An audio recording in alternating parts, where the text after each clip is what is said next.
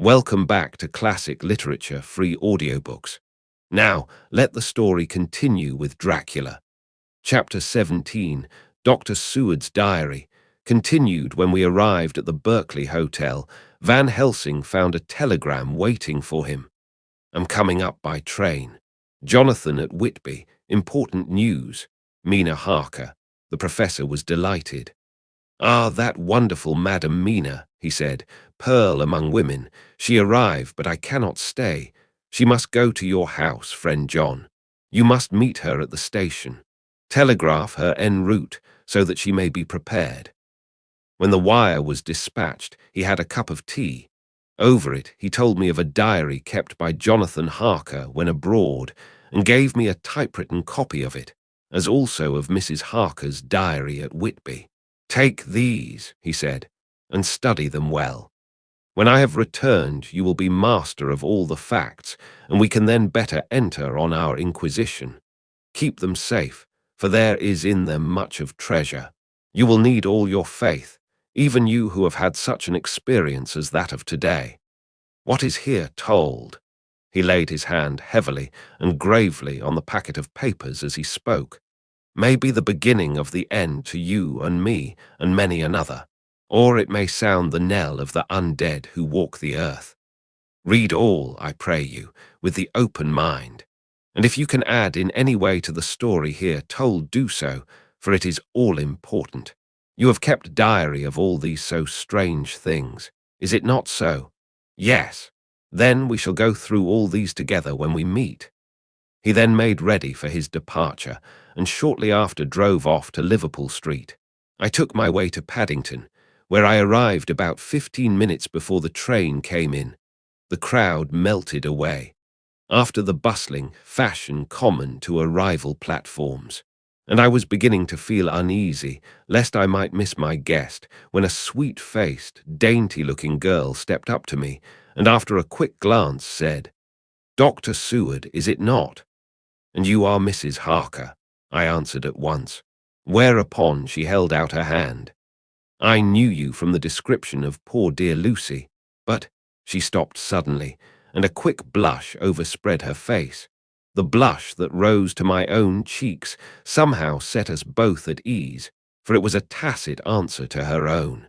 I got her luggage, which included a typewriter, and we took the Underground to Fenchurch Street. After I had sent a wire to my housekeeper to have a sitting room and bedroom prepared at once for Mrs. Harker. In due time we arrived. She knew, of course, that the place was a lunatic asylum, but I could see that she was unable to repress a shudder when we entered. She told me that, if she might, she would come presently to my study, as she had much to say. So here I am finishing my entry in my phonograph diary, whilst I await her. As yet I have not had the chance of looking at the papers which Van Helsing left with me, though they lie open before me. I must get her interested in something, so that I may have an opportunity of reading them. She does not know how precious time is, or what a task we have in hand. I must be careful not to frighten her. Here she is, Mina Harker's Journal, 29 September. After I had tidied myself, I went down to Dr. Seward's study. At the door I paused a moment, for I thought I heard him talking with someone. As, however, he had pressed me to be quick, I knocked at the door, and on his calling out, "Come in," I entered. To my intense surprise, there was no one with him. He was quite alone, and on the table opposite him was what I knew at once from the description to be a phonograph. I had never seen one and was much interested. "I hope I did not keep you waiting," I said, "but I stayed at the door as I heard you talking and thought there was someone with you." "Oh," he replied with a smile, "I was only entering my diary." "Your diary?" I asked him in surprise. "Yes," he answered, "I keep it in this." As he spoke, he laid his hand on the phonograph. I felt quite excited over it and blurted out, "Why, this beats even shorthand. May I hear it say something?" "Certainly," he replied with alacrity, and stood up to put it in train for speaking. Then he paused, and a troubled look overspread his face. "The fact is," he began awkwardly, I only keep my diary in it, and as it is entirely, almost entirely, about my cases, it may be awkward.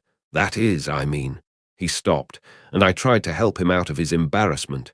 "You helped to attend dear Lucy at the end. Let me hear how she died. For all that I know of her, I shall be very grateful. She was very, very dear to me." To my surprise, he answered, with a horror-struck look in his face, "Tell you of her death. Not for the wide world." "Why not?" I asked, for some grave, terrible feeling was coming over me. Again he paused, and I could see that he was trying to invent an excuse.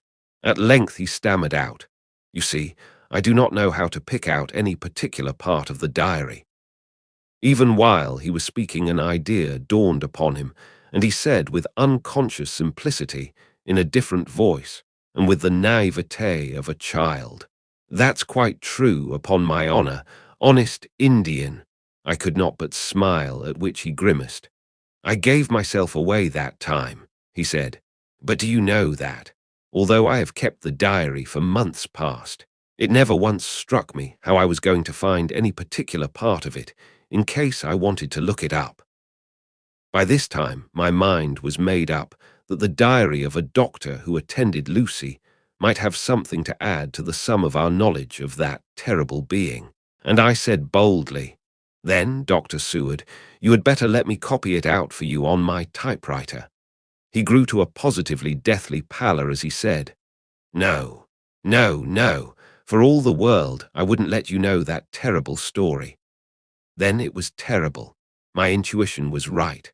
For a moment I thought, and as my eyes ranged the room, unconsciously looking for something or some opportunity to aid me, they lit on a great batch of typewriting on the table. His eyes caught the look in mine, and without his thinking followed their direction. As they saw the parcel, he realized my meaning. "You do not know me," I said. "When you have read those papers, my own diary and my husband's also, which I have typed, you will know me better. I have not faltered in giving every thought of my own heart in this cause, but of course you do not know me yet, and I must not expect you to trust me so far." He is certainly a man of noble nature. Poor dear Lucy was right about him. He stood up and opened a large drawer, in which were arranged in order a number of hollow cylinders of metal covered with dark wax, and said, "You are quite right. I did not trust you because I did not know you. But I know you now, and let me say that I should have known you long ago. I know that Lucy told you of me. She told me of you too. May I make the only atonement in my power? Take the cylinders and hear them. The first half-dozen of them are personal to me, and they will not horrify you. Then you will know me better. Dinner will by then be ready. In the meantime, I shall read over some of these documents, and shall be better able to understand certain things." He carried the phonograph himself up to my sitting room and adjusted it for me.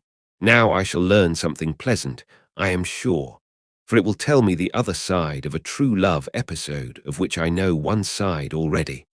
Dr. Seward's Diary, 29 September. I was so absorbed in that wonderful diary of Jonathan Harker and that other of his wife that I let the time run on without thinking. Mrs. Harker was not down when the maid came to announce dinner, so I said, "She is possibly tired. Let dinner wait an hour." And I went on with my work. I had just finished Mrs. Harker's diary when she came in. She looked sweetly pretty, but very sad, and her eyes were flushed with crying.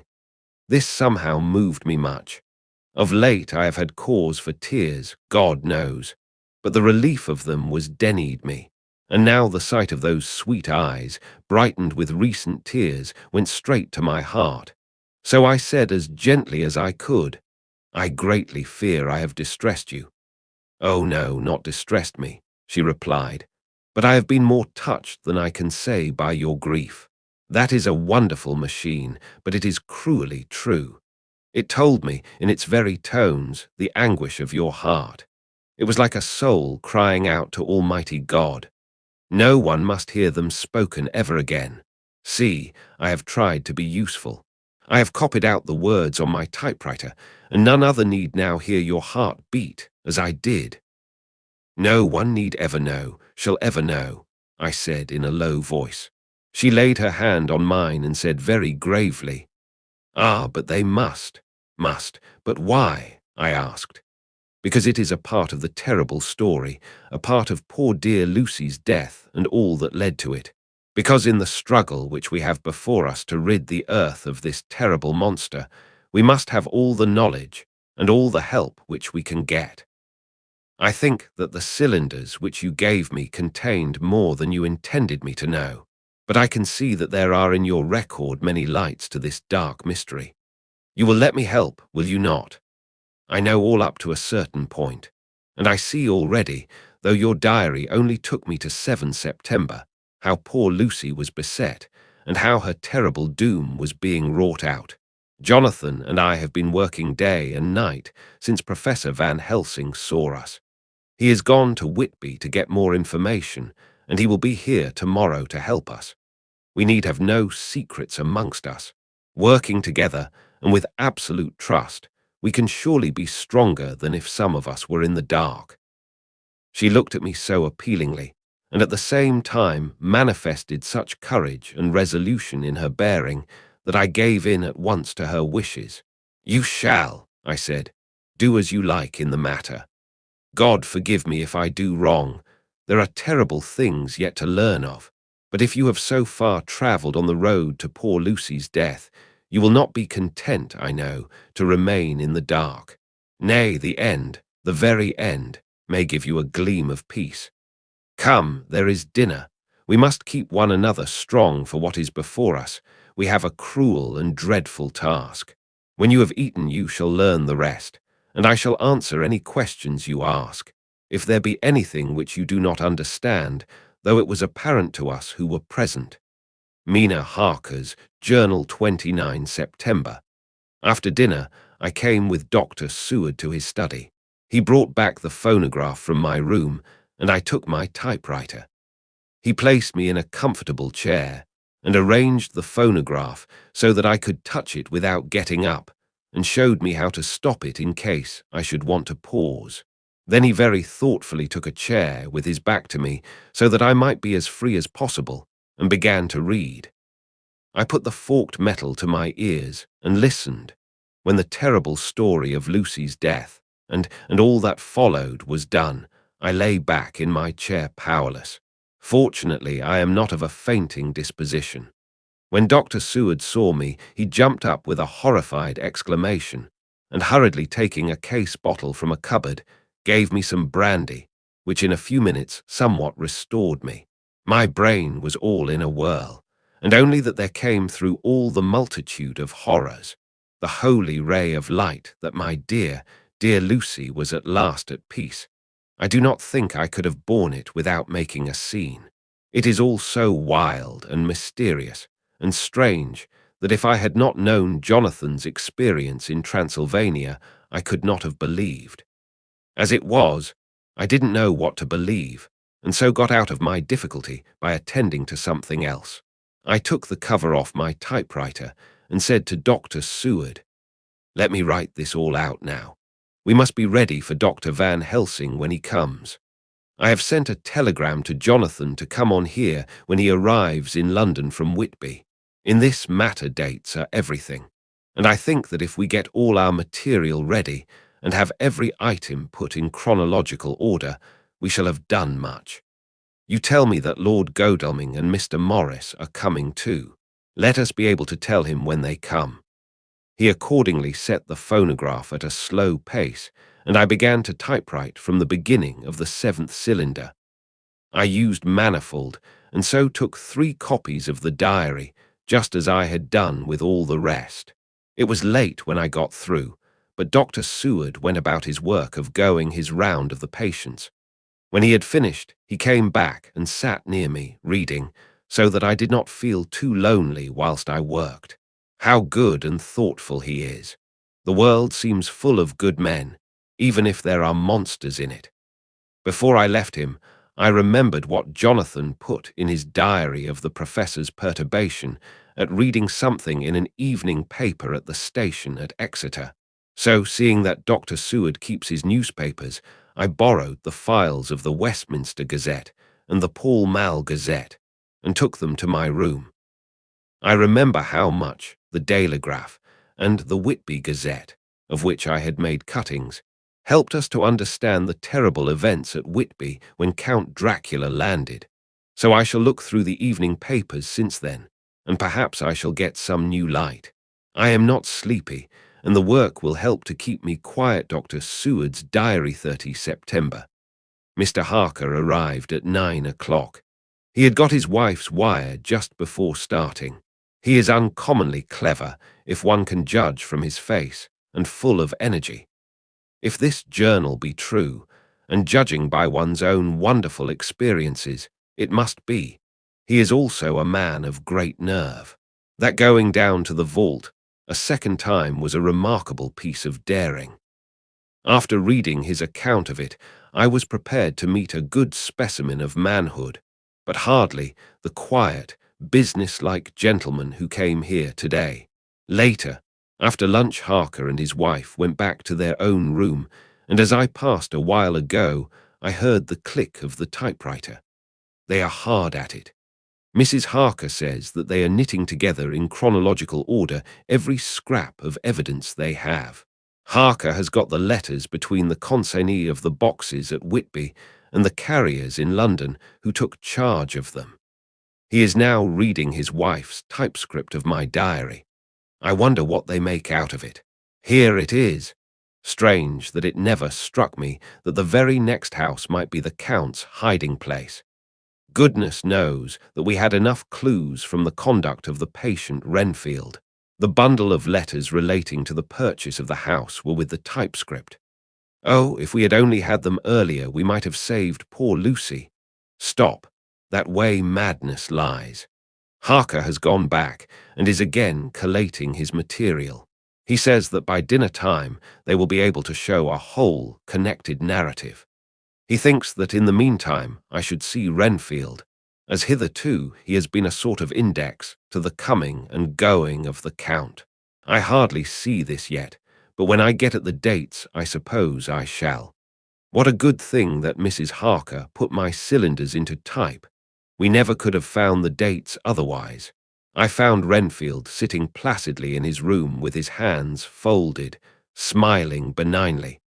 At the moment he seemed as sane as anyone I ever saw. I sat down and talked with him on a lot of subjects, all of which he treated naturally. He then, of his own accord, spoke of going home, a subject he has never mentioned to my knowledge during his sojourn here. In fact, he spoke quite confidently of getting his discharge at once. I believe that, had I not had the chat with Harker and read the letters and the dates of his outbursts, I should have been prepared to sign for him after a brief time of observation. As it is, I am darkly suspicious. All those outbreaks were in some way linked with the proximity of the Count. What then does this absolute content mean? Can it be that his instinct is satisfied as to the vampire's ultimate triumph? Stay. He is himself zoophagus, and in his wild ravings outside the chapel door of the deserted house, he always spoke of master. This all seems confirmation of our idea. However, after a while I came away. My friend is just a little too sane at present to make it safe to probe him too deep with questions. He might begin to think, and then. So I came away. I mistrust these quiet moods of his.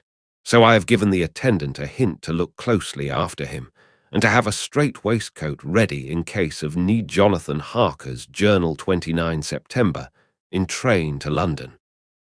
When I received Mr. Billington's courteous message that he would give me any information in his power, I thought it best to go down to Whitby and make, on the spot, such inquiries as I wanted. It was now my object to trace that horrid cargo of the Count's to its place in London. Later, we may be able to deal with it. Billington, Jr., a nice lad, met me at the station and brought me to his father's house, where they had decided that I must stay the night. They are hospitable, with true Yorkshire hospitality. Give a guest everything and leave him free to do as he likes. They all knew that I was busy and that my stay was short, and Mr. Billington had ready in his office all the papers concerning the consignment of boxes. It gave me almost a turn to see again one of the letters which I had seen on the Count's table before I knew of his diabolical plans. Everything had been carefully thought out and done systematically and with precision. He seemed to have been prepared for every obstacle which might be placed by accident in the way of his intentions being carried out. To use an Americanism, he had taken no chances, and the absolute accuracy with which his instructions were fulfilled was simply the logical result of his care. I saw the invoice and took note of it. 50 cases of common earth to be used for experimental purposes. Also the copy of letter to Carter Patterson and their reply. Of both of these I got copies. This was all the information Mr. Billington could give me. So I went down to the port and saw the coast guards, the customs officers, and the harbour master. They had all something to say of the strange entry of the ship, which is already taking its place in local tradition. But no one could add to the simple description 50 cases of common earth. I then saw the station master, who kindly put me in communication with the men who had actually received the boxes. Their tally was exact with the list, and they had nothing to add except that the boxes were main and mortal heavy, and that shifting them was dry work. One of them added that it was hard lines, that there wasn't any gentleman, such like as yourself, squire, to show some sort of appreciation of their efforts in a liquid form.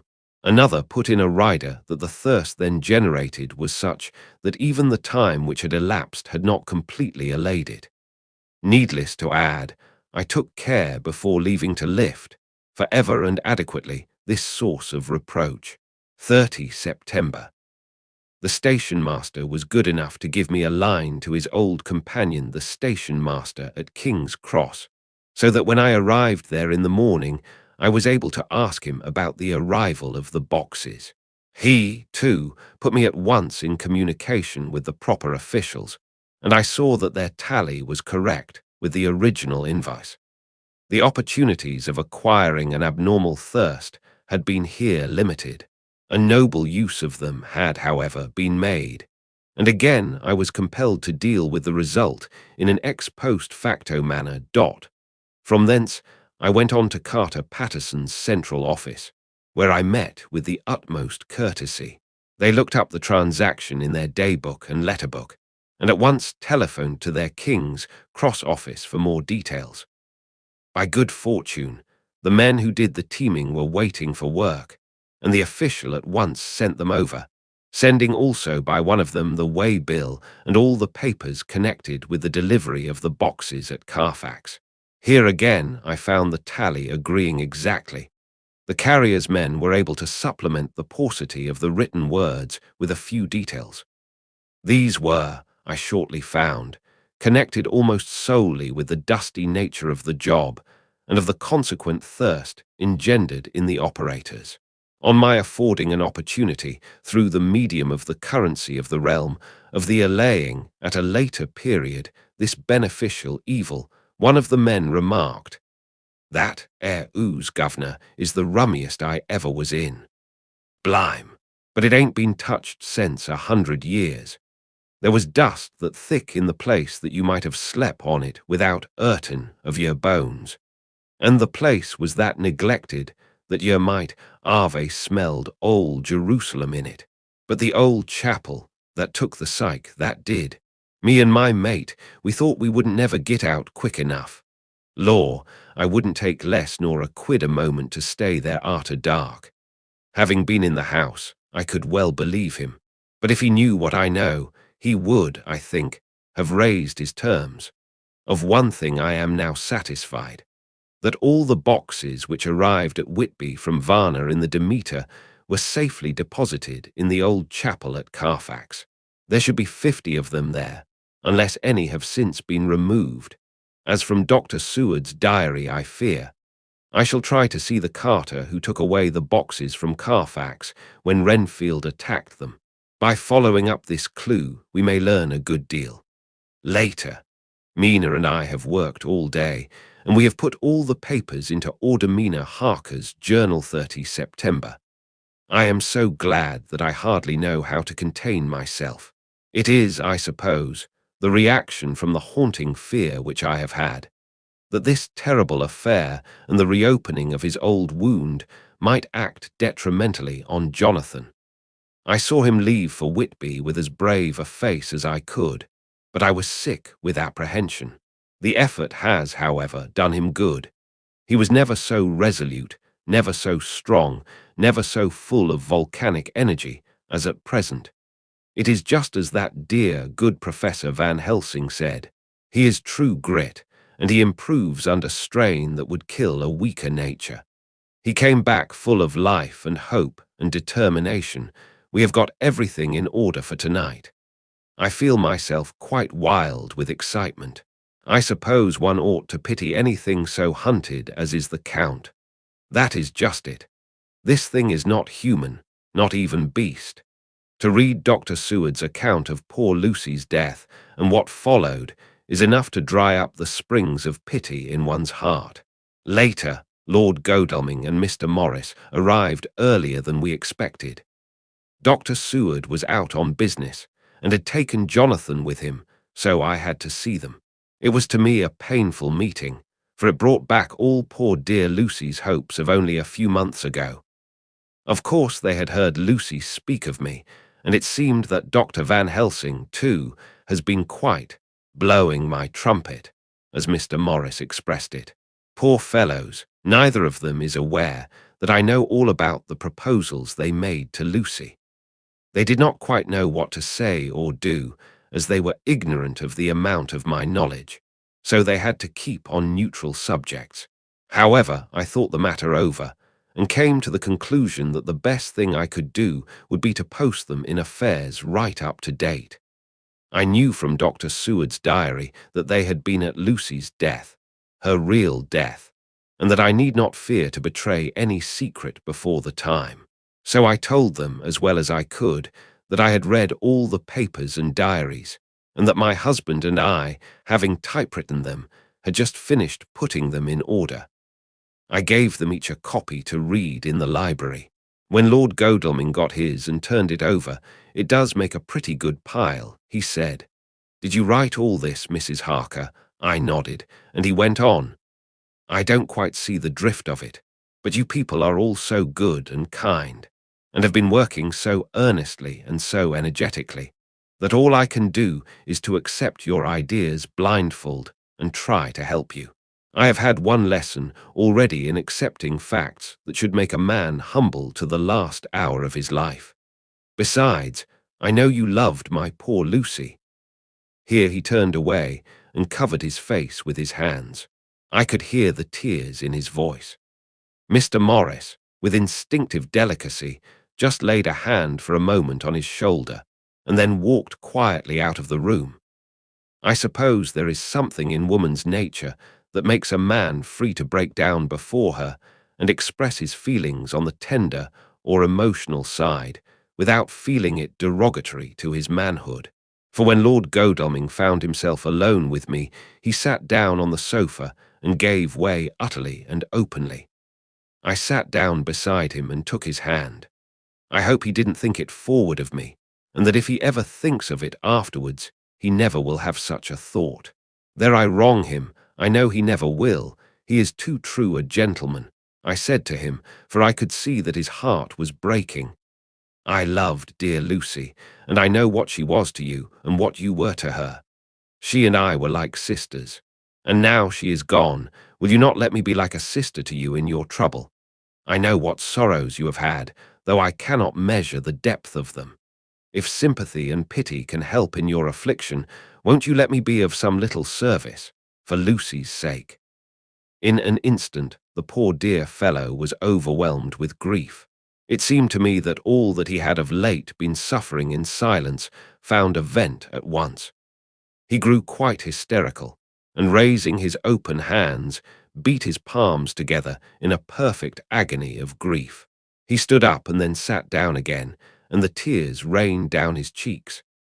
I felt an infinite pity for him and opened my arms unthinkingly. With a sob, he laid his head on my shoulder and cried like a wearied child, whilst he shook with emotion. We women have something of the mother in us that makes us rise above smaller matters when the mother spirit is invoked. I felt this big sorrowing man's head resting on me, as though it were that of the baby that some day may lie on my bosom, and I stroked his hair as though he were my own child. I never thought at the time how strange it all was. After a little bit his sobs ceased, and he raised himself with an apology, though he made no disguise of his emotion. He told me that for days and nights past, weary days and sleepless nights, he had been unable to speak with anyone, as a man must speak in his time of sorrow. There was no woman whose sympathy could be given to him, or with whom, owing to the terrible circumstance with which his sorrow was surrounded, he could speak freely. "I know now how I suffered," he said, as he dried his eyes, "but I do not know even yet, and none other can ever know, how much your sweet sympathy has been to me today. I shall know better in time, and believe me that, though I am not ungrateful now, my gratitude will grow with my understanding. You will let me be like a brother, will you not, for all our lives, for dear Lucy's sake?" "For dear Lucy's sake," I said as we clasped hands. "Aye, and for your own sake," he added. "For if a man's esteem and gratitude are ever worth the winning, you have won mine today. If ever the future should bring to you a time when you need a man's help, believe me, you will not call in vain. God grant that no such time may ever come to you to break the sunshine of your life, but if it should ever come, promise me that you will let me know."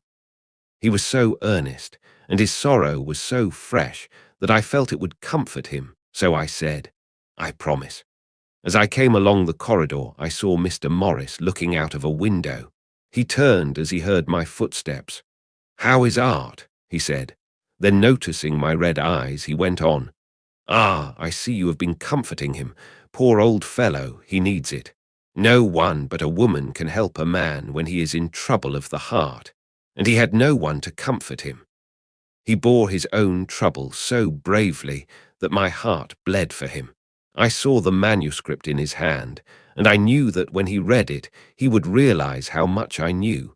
So I said to him, 'I wish I could comfort all who suffer from the heart. Will you let me be your friend, and will you come to me for comfort if you need it? You will know later on why I speak.' He saw that I was in earnest, and stooping, took my hand, and raising it to his lips, kissed it. It seemed but poor comfort to so brave and unselfish a soul, and impulsively I bent over and kissed him. The tears rose in his eyes, and there was a momentary choking in his throat. He said quite calmly, "Little girl, you will never regret that true-hearted kindness so long as ever you live." Then he went into the study to his friend. "Little girl," the very words he had used to Lucy, and oh, but he proved himself a friend. And that wraps up chapter 17 of Dracula. If you enjoyed it, please like the video and share your thoughts in the comments. Want to keep listening? Head over to the chapter 18 and let it play in the background while you relax or work. Links are in description. Don't forget to subscribe and tap the bell so you'll be notified when the next chapters are released. Thanks for listening.